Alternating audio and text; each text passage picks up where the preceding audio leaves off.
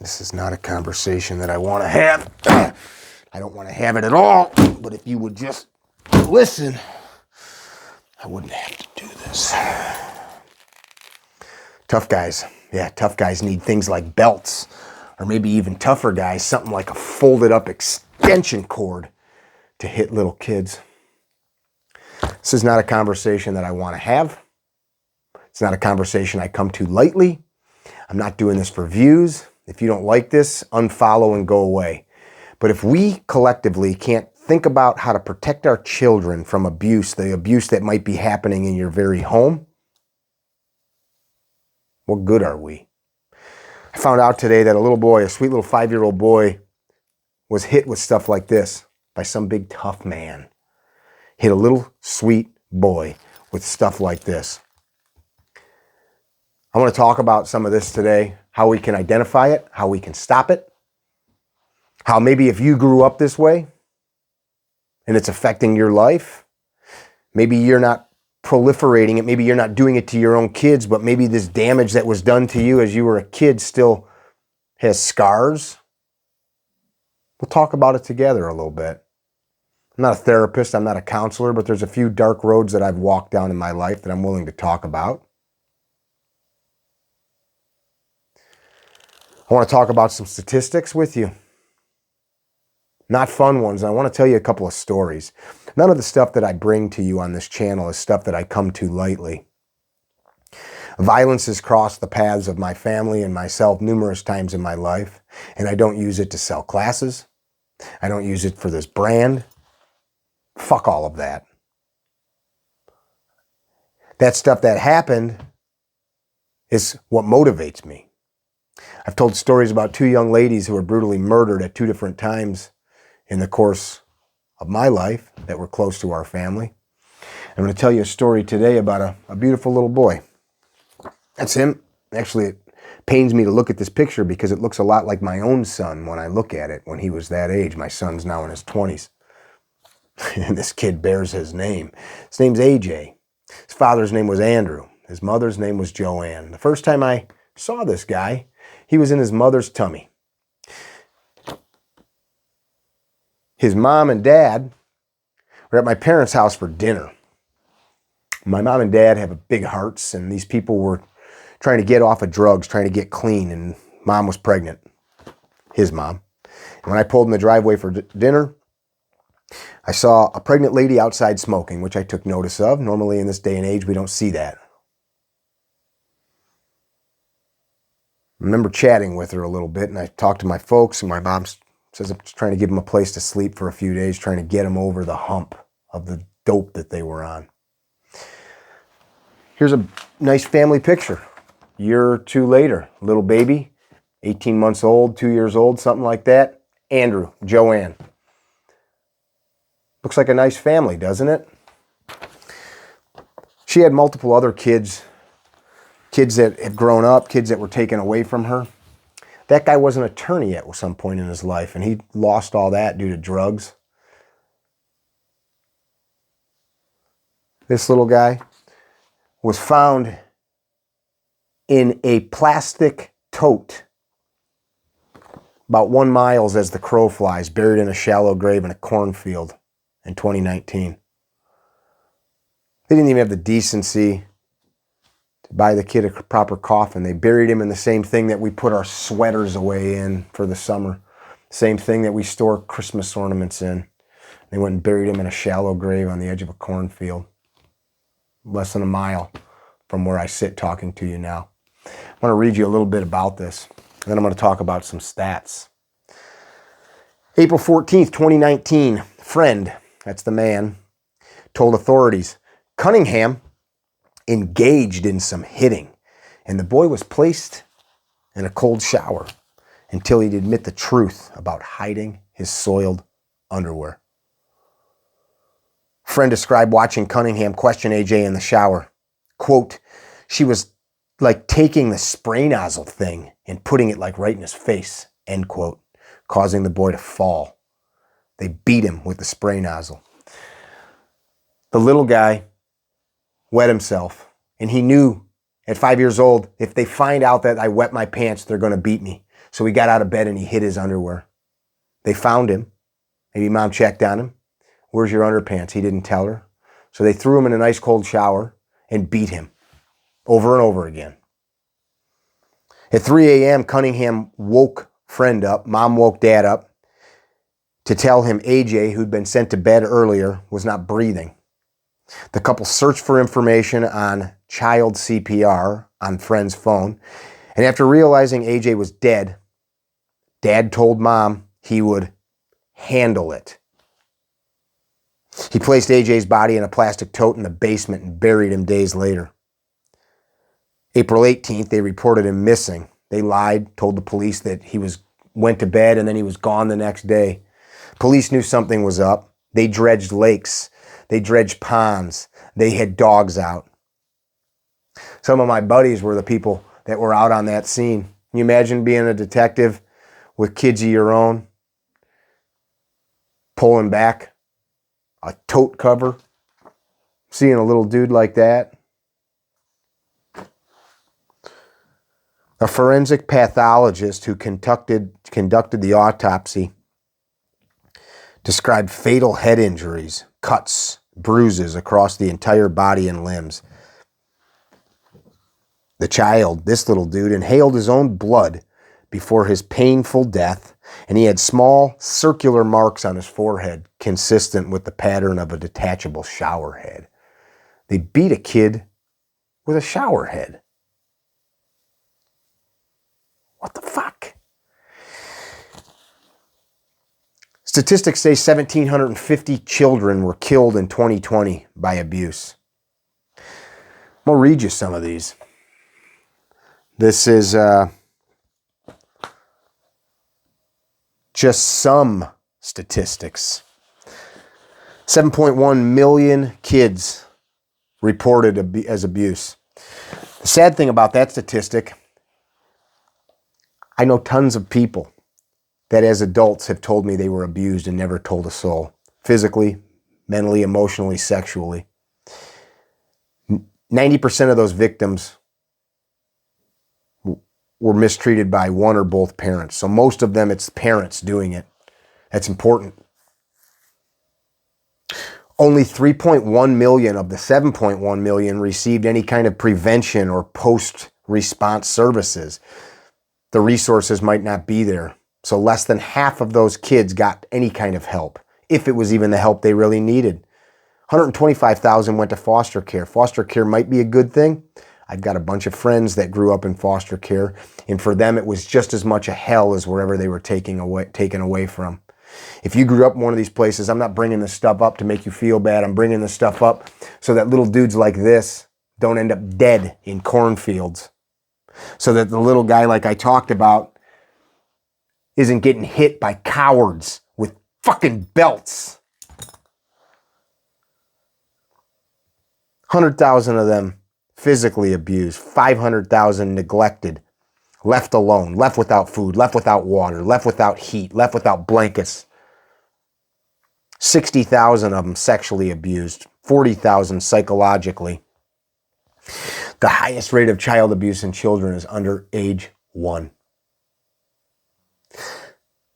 Under age 1, an infant that can't call for help, that can't tell anybody, that can't protect themselves, that can't hide, that can't run away. What kind of a coward abuses an infant? 80% of these fatalities, the 1,750 kids I told you that are killed each year, 80% of them involve at least one parent involved in that beating. 5 kids a day. That's 5 kids a day. And of all of those fatalities, almost 70% of them are under 3 years old. Under 3. That little kid should be sitting on mom or dad's lap and looking at coloring books. That little kid should be drawing on the sidewalk with chalk and watching the sunrise or set. That little kid should be learning the sounds that a chicken and a cow makes. That little kid should be touching their mom and dad's face, not being killed.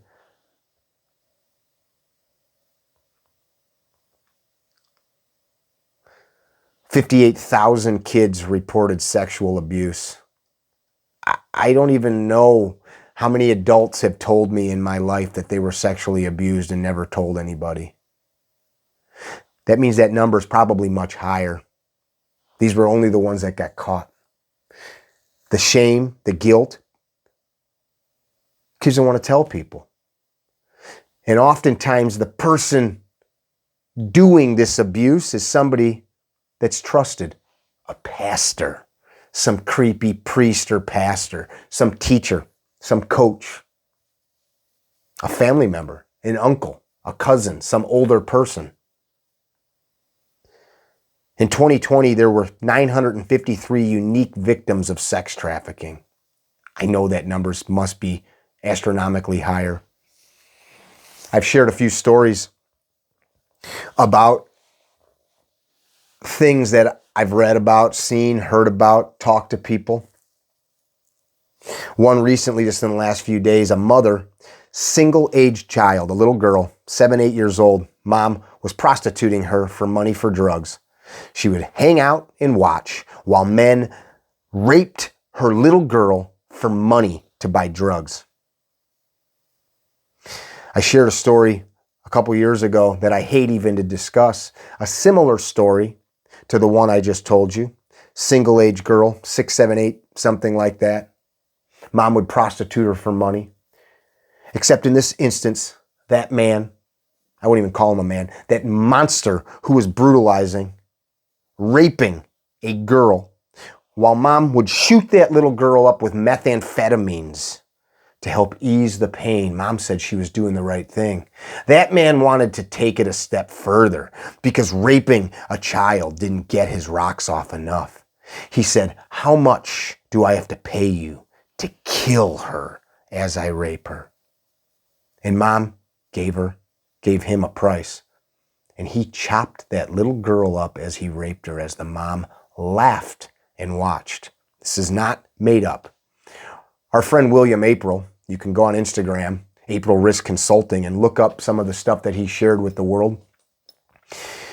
He would talk about people like this, and he would often say they're not like you. And there's some people that argue, and they say April was wrong. They're the same as you. Do you hit kids with belts? Because if that's you, I'd like to come talk to you in person. If you're the type of person that hits kids with belts, do you burn kids with lighters or hot water? If that's you, are you like the rest of us? Are you like these people? Are you the type of person that's like the people I'm talking about? I'm guessing no. I think William was right. They're not like you. But there's a lot of people that go to work, go to church, go to school, go to the game, are out on the street, and they're doing the same things. I know a man personally. No, he wasn't my friend, but I knew him. There was a sergeant at a sheriff's office. I have had meals with this person. He sodomized both of his sons for years. He's in the penitentiary right now. You can look this stuff up. McHenry County Sheriff's Office. People didn't know. By the way, that guy was in charge of the internet sex crimes. He was peddling photos on the internet for money of his own naked sons, and he was in charge of protecting those kids in the community. He used his job to get access to other child pornography. This stuff happens. Cowards do those things, and if this stuff was done to you, it takes somebody courageous to do something about it.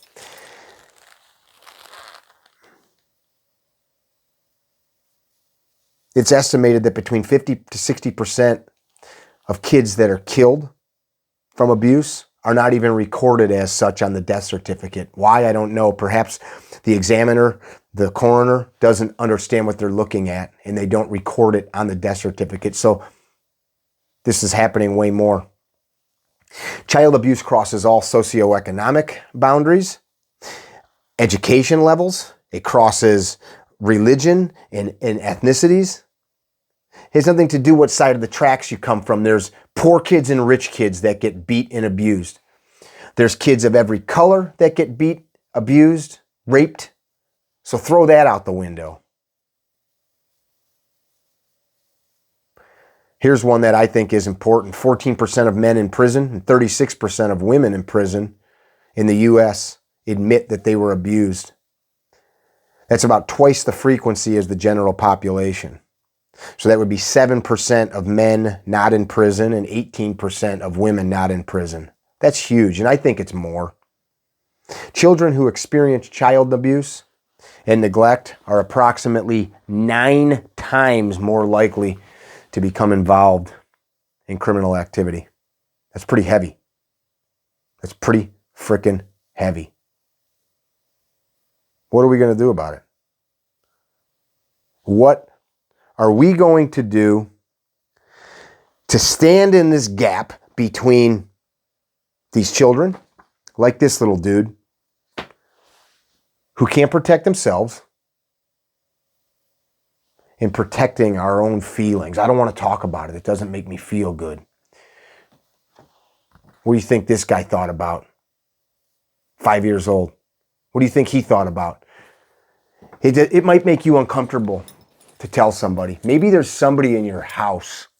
Maybe half of your marriage is doing this shit to your kids, and you don't know what to do. I don't have all the answers. I'll tell you what, training@carrytrainer.com, email me. I'll expend every resource I can to find you help. Training@carrytrainer.com, send me an email, send me a DM on whatever social media feed you might see this on. I'll expend every resource I can. And if all else fails, call the police. I know you might not have access to family help. You might not have access to finances. What greater cause is there than to protect your children? Is there anything greater? Make no mistake, I would rather take my little kids, if they were still little, and live alone in a tent in the woods than have them somewhere where they were being hurt. I'm not telling you to go out in the woods, but I'm telling you, you got to do something. There's not always easy answers, but you have to stop the attack. You can't just accept it. You have to protect these little people's hearts and minds and stop the brutalization. Make no mistake, if your religion, if your magic book, if your God that you worship suggests that shit like this in this is acceptable, fuck you, fuck your magic book, fuck your God. If you for some reason think that it's okay because it was done to you and you turned out all right, go get help. Stop what you're doing and think, this can't be right. Think about the look in your kid's eye if you're doing this to them. If you can sense a little righteous rage in me, yeah, I'm not hiding it. I tried a few times to film this and I had to stop myself because it got me quite emotional. And I'm not doing this, as I said, for views. Forget my business. Never view anything again. But if you can do something in this life to help a child grow up not having this shit done to them, then you've done something valuable. What good? What good is the liberty that we profess to have if you do nothing? What good is it? What good are you? What good is your life?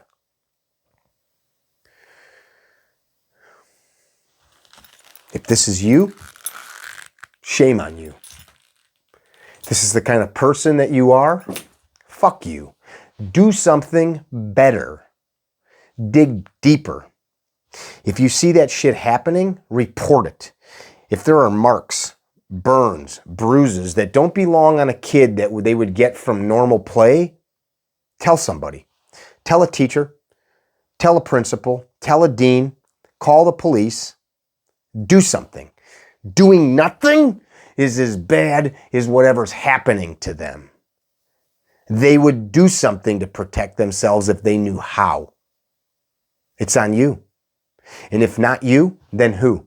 There'll be somebody else. I've gone through my whole life looking at adults do nothing in all types of situations. Humans are lazy, apathetic creatures, and only the few ever do anything of any value. People take the path of least resistance. People take the wide road. Don't do that. He might still be here. the person from DCFS that came and checked on this kid didn't want to do the fucking paperwork. If not you, then who?